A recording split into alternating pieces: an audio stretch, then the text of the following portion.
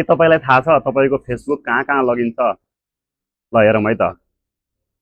सबभन्दा पहिला आफ्नो डिभाइसमा फेसबुक खोल्नुहोस् हैन। अनि माथिको थ्री डटमा थिच्नुहोस्, सेटिङ एन्ड प्राइभेसी। अनि सेटिङ भित्र गए पछाडि यहाँ पासवर्ड एन्ड सेक्युरिटी अनि तपाईको यहाँनेर वेयर यु आर लगिन भनेर देखाउँछ यहाँनेर।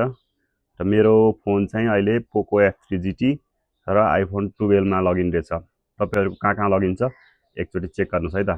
र तपाईले यदि चाहनुभयो अरु डिभाइसमा तपाईले चलाइरहेको भन्दा अरु डिभाइसमा तपाईको फेसबुक लगइन छ र तपाईले हटाउन चाहनुभयो भने त्यो डिभाइसलाई यसरी क्लिक गर्नुस्